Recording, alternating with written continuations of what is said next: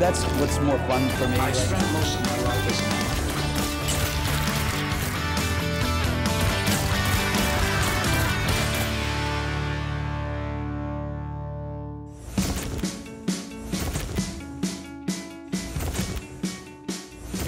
The world first got to know Woody down the pub, playing the dim-witted but charming bartender in Cheers. Then, over the next few decades, he's successfully gone from comedy to drama and back. Texan-born Woody played the naive and goofy bartender Woody Boyd for 8 seasons, which awarded him with an Emmy and a substantial platform to launch his film career. But according to Woody, it wasn't that easy, trying for 6 years to land a film part. Finally, in 1992, he did, gaining notoriety through the unexpected hit White Men Can't Jump. The on-screen chemistry between Wesley Snipes and Woody was key to the film's success, and it listed Harrelson's name in the squad of Hollywood selectors. Luckily, it didn't take long before Woody was back on the court, and the next year featured in the raunchy drama Indecent Proposal. Steaming up the big screen with Demi Moore finally took him to a place where everybody knew his name. The shift from, you know, being kind of poor and anonymous to being rich and famous really is, it's quite an adjustment, you know, and an adjustment I think everybody should have to make, you know, and everybody probably would like to make, you know, just to experience it, because it's absolutely mind-bending. Harrelson's next move would temporarily bury his nice guy persona, playing the sociopathic serial murderer Mickey Knox in the searing satire Natural Born Killers. Chilling audiences with his mesmerising performance, it was, interestingly, a little too close to home for Woody. His father, Charles Harrelson, was a professional hitman. He was convicted for the 1979 murder of District Judge John Wood. So, did having a history of violence in the family help Harrelson play such a detached and brutal killer? Well, I mean, I think you got to kind of scoot in around those unlikable qualities and, you know, be fond of your character. I think you got to be fond of your character. It's hard to play. I mean, you really got to start to relate to the character, don't you? Demonstrating his knack for playing disagreeable characters steered Woody to his next benchmark film, The People vs. Larry Flynt. Playing the lead role of Hustler magazine founder Larry Flynt, Harrelson was completely convincing, earning his first Oscar nomination. Then, continuing to maintain a steady feature career, Woody delivered a flamboyant performance as Flynn, a spaced-out journalist covering the Bosnian War in Welcome to Sarajevo. Flynn is a bit of a ne'er-do-well. Of course, I guess I've never played anything but a ne'er-do-well, you know. I don't know why that is. We gotta start to rethink things, but I guess Flynn's a kind of a happy-go-lucky guy who's very concerned about what's going on, but rarely has that appearance, you know. And that's just like the real Woody. Easygoing, but strictly passionate when it comes to his beliefs.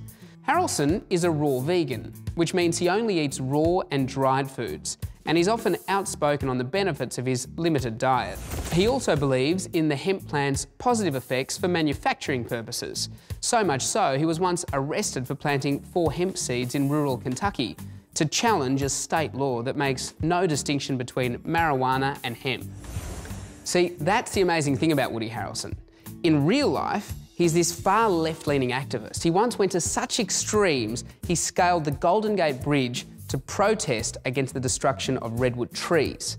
But then on film, he can play anyone, even someone as dissimilar to him as a straight-down-the-line FBI agent, like Stan Lloyd in After the Sunset.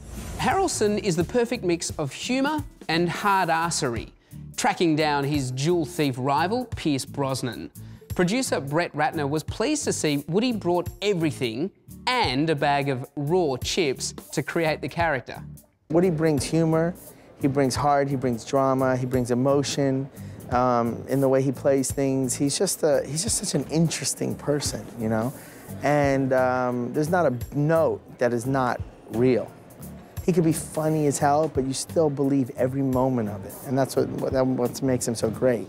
It's so special as an actor, and as an actor who has played some great characters in the past. Harrelson's next two great character performances would be the short-lived role of a self-assured bounty hunter in No Country for Old Men, and as Monix in the goofball comedy Semi-Pro. This was Woody's second comedy involving basketball, so what is it about that game that entices him?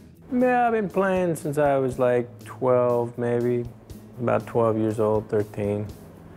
When someone told me that the girls like basketball players. So once again, it was my motivation was simple.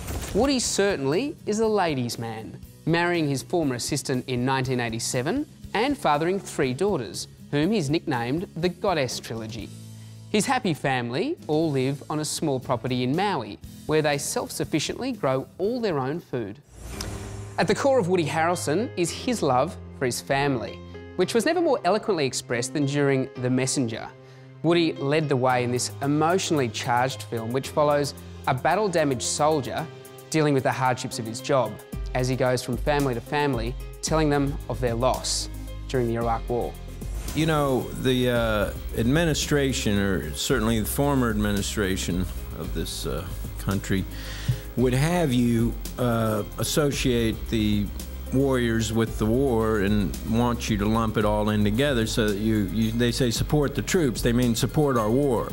And so I think that I always, you know, kind of lumped it all together, you know, and it wasn't until I had the opportunity through the shooting of The Messenger to spend a lot of time with people in the Army that I started to realize how amazing these people are and how really, you know, there's some of the bright lights of people that I've met. I really was kind of knocked out by the people I met in the military, and so I have a high regard and a lot of respect for them, but I still, as much as I have come to love the warrior, I still loathe the war. But flipping the script once again, Woody moved on to combine comedy, horror and pathos in Zombieland. This film was a successful new take on the popular zombie genre, and it had audiences shuffling and moaning towards cinemas. Oh yeah, Woody Harrelson is just the greatest. You know, he's so funny and great actor, and our characters kind of play off each other nicely. You know, he's this kind of like ruthless guy, and I'm a cautious guy, so you know, we kind of butt heads a lot. In playing Zombieland, it was just more of a variation of myself, I thought, you know. That's not, did I? No. I'm not good at these things. Oh, thank God. Oh, I mean, it's been fun. And the fun continued in the popular rom-com starring Mila Kunis and Justin Timberlake, Friends with Benefits. Woody's supporting part had him playing the gay friend, who doesn't mind a bit of sexually explicit banter with Timberlake. This was an out-of-the-box role for him. So, what parallels could Woody draw on for this character? We both love sports. You know, we both, you know, try to make our friends laugh and have a good concept of a good time. Dissimilarities, he likes penises and I don't. It was a refreshingly original and macho take on the supporting character that became a talking point of the unconventional comedy. But Woody's follow-up project, Rampart, was arguably the performance of his career. Harrelson dissolved himself into a hard-drinking, racist LAPD cop whose harsh methods put his career and his family in jeopardy. There's some actors that come in and they have their idea, and this is how I say this, and this is how I do this, and that's fine. There's a precision and a mastery to that approach. With Woody, it's fluid. And that fluidity it's addictive to work with, that give and take. You never know what's going to come out of his mouth, and you have to listen. He's a very layered actor, and he can draw on things that are just available for him, in him. It's really a remarkable thing to see, and he can go from being very, very dark and very almost menacing to being, you know, a goofy hippie that he is almost every day. So it's kind of a privilege to be able to play with those things. Woody's career's got something for everyone. He can play the happy hippie, or the irrational eccentric, or anything in between. And with a whole bunch of movies in the works, there's plenty more to look forward to. But what I am really hoping for is a White Man Can't Jump sequel. Stay tuned to Star Picks for all the movies you know and the actors you love. Broadcast in high definition with 5.1 surround sound where available. For more of the best in entertainment news, check out your movie network channels. Find or follow us on Facebook, Twitter, YouTube and MNC.TV.